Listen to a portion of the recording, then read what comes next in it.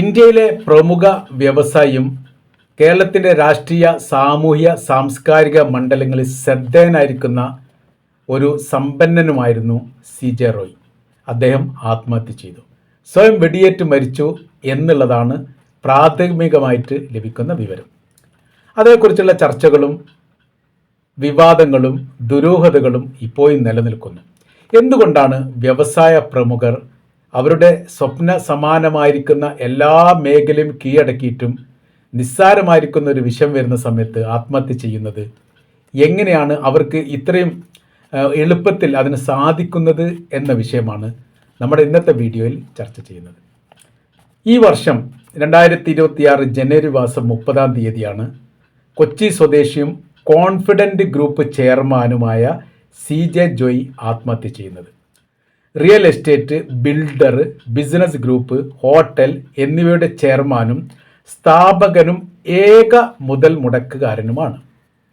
അഥവാ ആ സ്ഥാപനത്തിൻ്റെ മൊത്തം അവകാശി അല്ലെങ്കിൽ അധികാരി അല്ലെങ്കിൽ അതിന് പണം മുടക്കിയത് ഒരു വ്യക്തി മാത്രം. ഒരു വ്യക്തിയിൽ അധിഷ്ഠിതമായിരിക്കുന്ന ബിസിനസ് സാമ്രാജ്യത്തിൻ്റെ ആളുകളാണ് പല ഘട്ടങ്ങളിലും ഇങ്ങനെ നിസ്സാരമായിരിക്കുന്ന കാര്യത്തിൽ മരണപ്പെടുന്നത് എന്ന് ചുരുക്കം.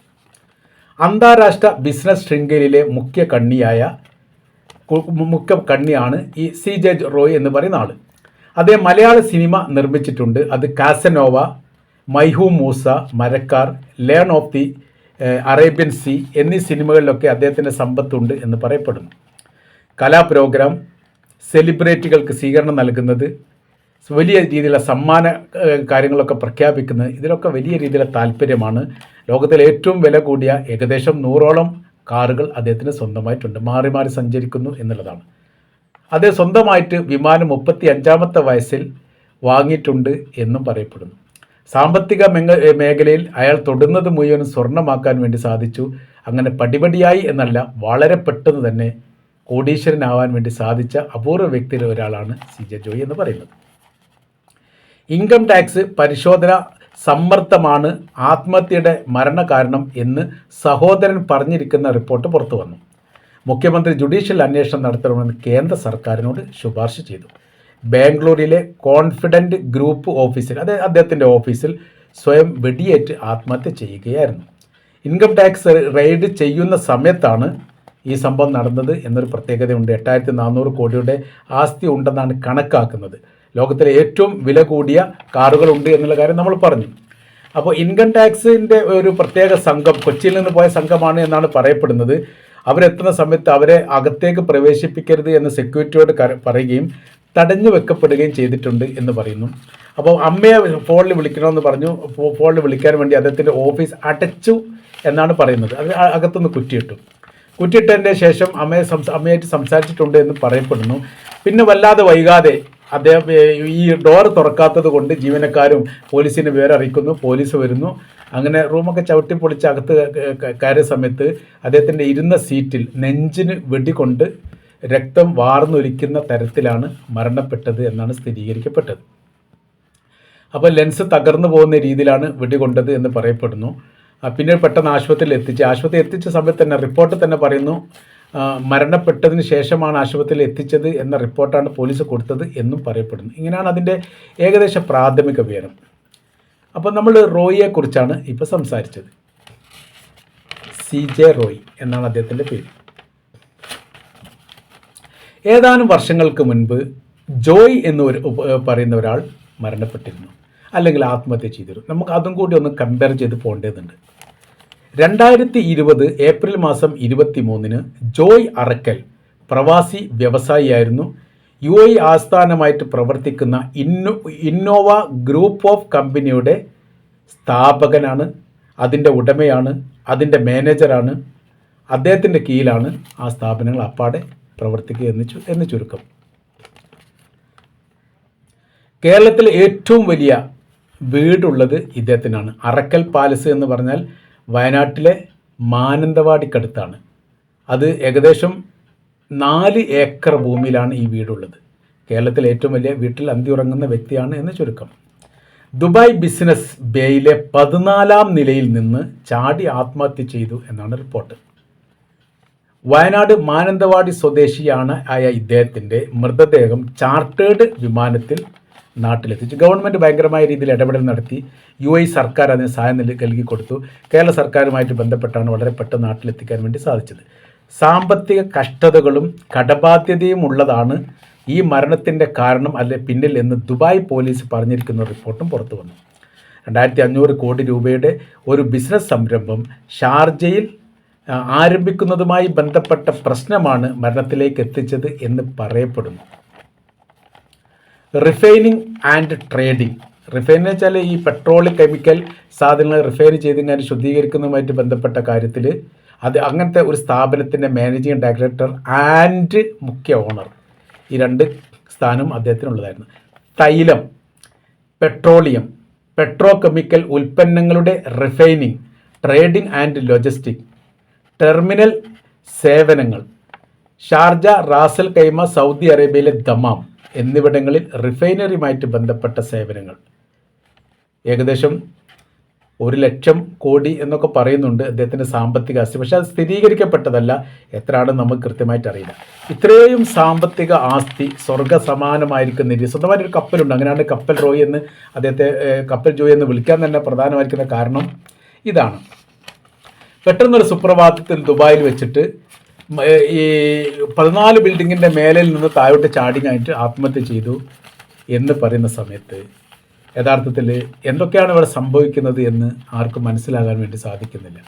എന്തൊക്കെയാണ് ഒരു മനുഷ്യൻ്റെ സ്വപ്നം, ആ സ്വപ്ന തുല്യമായിരിക്കുന്ന എല്ലാ കാര്യങ്ങളും നേടിയിട്ടും നിസ്സാരമായിരിക്കുന്ന ഒരു വിഷയം എത്തുന്ന സമയത്ത് അതിനെ പ്രതിരോധിക്കാൻ വേണ്ടി സാധിക്കാത്തതിൻ്റെ പ്രധാനമായിരിക്കുന്ന കാരണം ഞാൻ മനസ്സിലാക്കുന്നത് മതപരമായിട്ടുള്ള ബന്ധം അറ്റുപോകുന്നു എന്നുള്ളതാണ്. ഏത് മതമാണെങ്കിലും ദൈവികമായിരിക്കുന്ന ഒരു ബന്ധം ഇല്ലാതെ വെക്കുന്ന സമയത്ത് ഭൗതികമായിരിക്കുന്ന ലോകത്തിലേക്ക് ഇറങ്ങിച്ചെല്ലുകയും അതിൽ ആനന്ദം കാണുകയും ചെയ്യും. അതാണ് സിനിമാ ഫീൽഡ്, സെലിബ്രിറ്റികൾ, ഈ മിമിക്രി പരിപാടി അവതരിപ്പിക്കുന്നത്, ഇവിടുന്ന് അങ്ങോട്ട് പോകുന്നത്, രാഷ്ട്രീയ നേതാക്കന്മാർക്ക് സ്വീകരണം, അങ്ങനെ അതുമായിട്ട് ബന്ധപ്പെട്ട് ഭൗതികപരമായിരിക്കുന്ന ലോകത്തിലേക്ക് ഇറങ്ങി പ്രവർത്തിച്ച് അത് തട്ടകമാക്കിയിട്ട് അതിൽ ആനന്ദം കൊള്ളുന്നവർക്ക് സാമ്പത്തികപരമായിട്ടോ മാനസികപരമായിട്ടോ പെട്ടെന്നൊരു വിഷയം വരുന്ന സമയത്ത് അതിനെ പ്രതിരോധിക്കാൻ വേണ്ടി സാധിക്കാതെ വരുന്നുണ്ടോ എന്ന് സംശയിക്കേണ്ടിയിരിക്കുന്നു.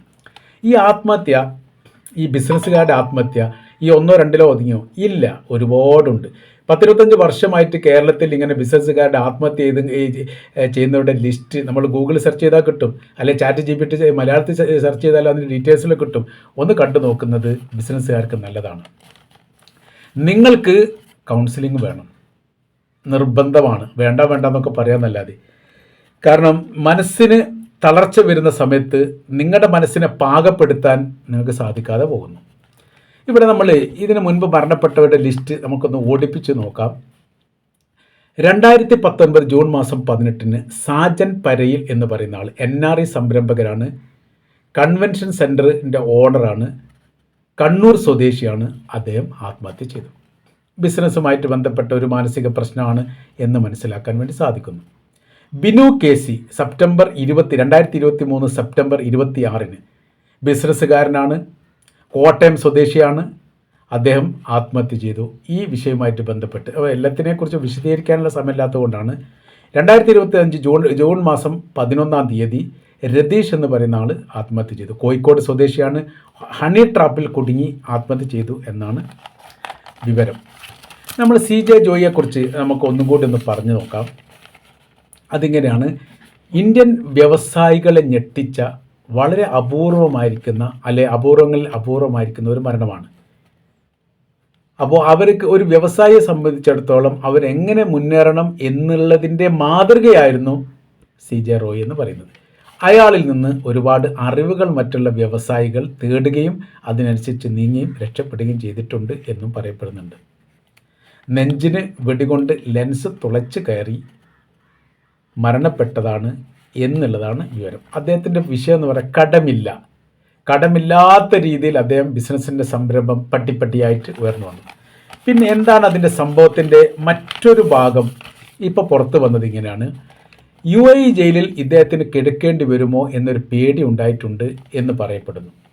UAEയിലെ സാമ്പത്തിക നിക്ഷേപവുമായിട്ട് ബന്ധപ്പെട്ട് പുതിയൊരു നിയമ നിർമ്മാണം അല്ലെങ്കിൽ നിയമ കരാർ വ്യവസ്ഥ ഇന്ത്യയുമായിട്ട് ഉണ്ടായിട്ടുണ്ടെന്ന് പറയും. സാമ്പത്തിക കുറ്റാരോപണവുമായിട്ട് ബന്ധപ്പെട്ടോ സാമ്പത്തിക വിഷയവുമായിട്ട് ബന്ധപ്പെട്ടോ ഉള്ള വിഷയമുണ്ടെങ്കിൽ പരസ്പരം അങ്ങോട്ടും ഇങ്ങോട്ടും ഒക്കെ അന്വേഷിക്കാൻ വേണ്ടി, അതായത് UAE സർക്കാർ ഇപ്പോൾ ഇന്ത്യൻ സർക്കാരിനോട് ഇയാളുടെ സാമ്പത്തികത്തിന് ഇത്രയും വലിയ സാമ്പത്തികം വന്നിട്ടുണ്ട്, അത് എങ്ങനെയാണെന്നുള്ള അന്വേഷിക്കണമെന്ന് നിർദ്ദേശിച്ചാൽ അല്ലെങ്കിൽ അപേക്ഷിച്ചാൽ അത് ചെയ്യണം എന്നുള്ള പരസ്പരം അങ്ങോട്ടും ഇങ്ങോട്ടും ഒരു ഉടമ്പടി ഉണ്ട് എന്ന് പറയുന്നു. അപ്പോൾ വലിയ രീതിയിലുള്ള സംരംഭമാണ് UAE ഇദ്ദേഹം ആരംഭിച്ചത്. ആ സംരംഭവുമായിട്ട് ബന്ധപ്പെട്ട് എന്തെങ്കിലും അന്വേഷണം വന്നു കഴിഞ്ഞാൽ താൻ UAE ജയിലിൽ കിടക്കേണ്ടി വരുമോ എന്നുള്ള ഒരു പേടിയുണ്ട് എന്ന് പറയുന്നു. നമ്മുടെ ഒരു ജ്വല്ലറിൻ്റെ ഉടമ അങ്ങനെ UAE ജയിലിൽ ഒരുപാട് കടന്നിട്ടുണ്ടല്ലോ. അപ്പോൾ അറ്റ്ലസ് ജ്വല്ലറി രാമചന്ദ്രൻ, അദ്ദേഹം പിന്നീട് ജയിലിൽ നിന്ന് മോചിതനായി പിന്നീട് മരണപ്പെട്ടു എന്നുള്ളത് നമ്മൾ അറിഞ്ഞതാണ്. കാരണം എന്ന് പറഞ്ഞാൽ അയാൾക്ക് 500 കോടി രൂപയുടെ ആസ്തി ഉണ്ടെന്നൊക്കെയാണ് പറയുന്നത്. ഇനി അതിൽ കൂടുതലാണെന്നിട്ട് അറിയില്ല. അപ്പോൾ അത്രയും വലിയ സാമ്പത്തിക ആസ്തിയുള്ള ആൾ പൊട്ടുന്നു, അവിടെ ജയിലിൽ കിടക്കുന്നു. പിന്നെ യൂസഫ് അലി എന്താ പണമൊക്കെ കൊടുത്ത് ഇങ്ങനെ ഇറക്കിയതാണെന്നൊക്കെ പറയുന്നുണ്ട്, അതിൻ്റെ കൃത്യമായൊന്നും അറിയില്ല. ഏതായിരുന്നാലും അത്രയും വലിയ വ്യവസായം, അതൊരു സിനിമയിൽ അഭിനയിച്ചിട്ടുണ്ട്. ഏതൊരു സിനിമയിലൊക്കെ വളരെ നല്ല പ്രധാനമായിരിക്കുന്ന റോള്, ഈ ജനകോടികളുടെ വിശ്വസ്ത സ്ഥാപനം എന്നൊക്കെ പറഞ്ഞിട്ടുള്ള ഒരു റോളിലൊക്കെ അഭിനയിച്ചായിട്ട് കാണാൻ വേണ്ടി സാധിക്കുന്നുണ്ട്. പക്ഷേ പെട്ടെന്ന് സുപ്രഭാതത്തിൽ അദ്ദേഹം മരണപ്പെട്ടു. ആത്മഹത്യ ഒന്നും അല്ല, ജയിലിൽ കേസുമായിട്ട് ബന്ധപ്പെട്ട് പിന്നീട് മരിച്ചു എന്നൊക്കെയാണ് പറയുന്നത്. എന്താണെന്നുള്ളത് അറിയില്ല. നമ്മൾ ഇതിൽ ഒരു 10-25 ആൾക്കാരുടെ ലിസ്റ്റ് നമ്മൾ എടുത്തും കഴിഞ്ഞ് പരിശോധിച്ച് നോക്കിയാൽ നമുക്ക് അതിൽ നിന്ന് മനസ്സിലാകാൻ പറ്റുന്ന ഒരു പ്രധാനമായിരിക്കുന്ന കാര്യം, ഒന്ന്, അയാളുടെ മാത്രം ബിസിനസ് ആയിരിക്കും. അയാളായിരിക്കും മാനേജിങ് ഡയറക്ടർ, അയാൾക്ക് പേരെടുക്കുന്നത്, ഇയാളായിരിക്കും എല്ലാ കാര്യത്തിനും വേണ്ടി പ്രധാനമായിരിക്കുന്ന കക്ഷിയായിട്ട് പോകുന്നത്. ഈ എന്തെങ്കിലും അവസാനം ഒരു തീരുമാനം എടുക്കേണ്ടത് അയാളൊരു വ്യക്തി മാത്രമാണ്. അതുകൊണ്ട് തന്നെ ലാഭം എത്ര കിട്ടുന്നു അയാൾക്ക് കിട്ടും, എന്നാലോ എന്തെങ്കിലും ഒരു പ്രയാസം ഉണ്ടെങ്കിൽ ഒറ്റയ്ക്ക് അനുഭവിക്കേണ്ടി വരും. അതാണ് ഏറ്റവും വലിയ വിഷയം. കൂട്ടായിരിക്കുന്ന ഒരു സംരംഭത്തിൽ ആരെങ്കിലും ഒരാൾ ആത്മഹത്യ ചെയ്തായിരിക്കുന്ന റിപ്പോർട്ട് പുറത്ത് വന്നിട്ടില്ല.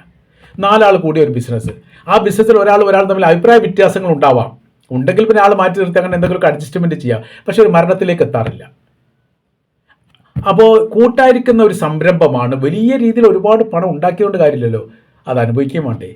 അല്ല പെട്ടെന്ന് ഇങ്ങനെ പൊട്ടിത്തെറിച്ച് പോകുന്ന അല്ലെങ്കിൽ സ്വയം മരണത്തിന് വിട്ടുകൊടുക്കുന്ന രീതി, അതൊരിക്കലും ഉചിതമായിരിക്കുന്ന ഒരു രീതിയായിട്ട് കാണാൻ വേണ്ടി സാധിക്കില്ല. അതിനാണ് എനിക്കതിൽ നിന്ന് മനസ്സിലാകുന്നത്.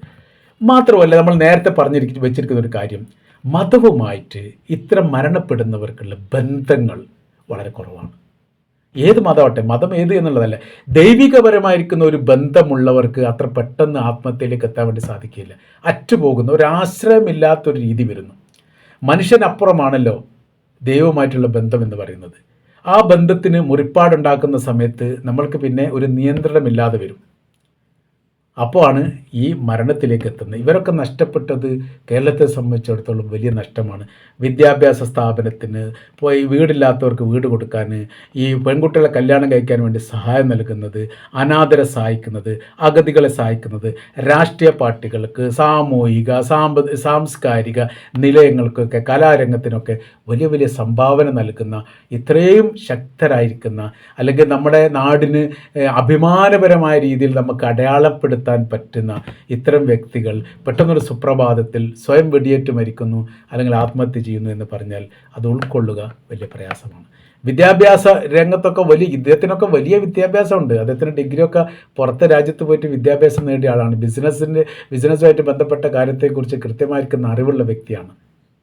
മറ്റുള്ളവർക്ക് ഉപദേശം നൽകേണ്ട വ്യക്തിയാണ്. പെട്ടെന്ന് സുപ്രഭാതത്തിൽ മരണപ്പെടുന്നു.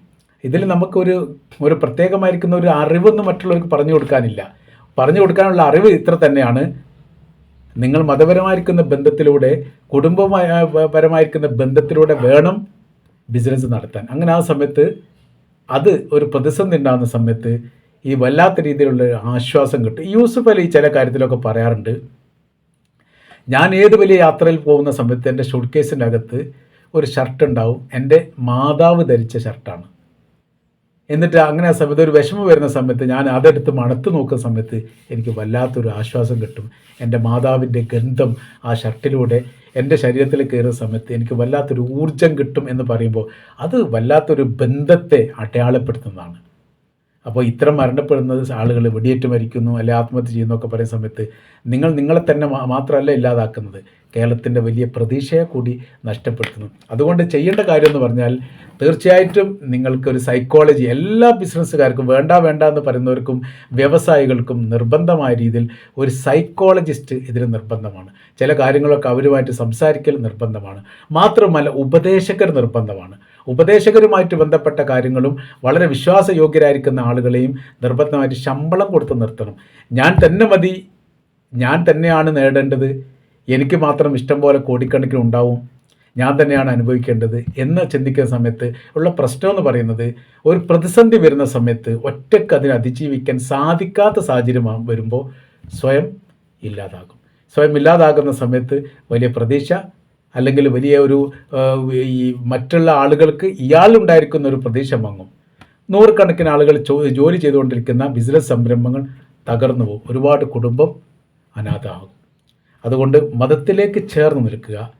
അങ്ങനെ മാത്രമേ ഈ മരണത്തിൽ നിന്ന് പിന്തിരിയാനോ അല്ലെങ്കിൽ മരണത്തിൽ നിന്ന് ഒഴിവാകാനോ, അതായത് സ്വയം തീർക്കുന്ന മരണത്തിൽ നിന്ന് ഒഴിവാകാനോ സാധിക്കുകയുള്ളൂ എന്നാണ് എനിക്ക് മനസ്സിലാക്കാൻ വേണ്ടിയിട്ട് സാധിക്കുന്നത്.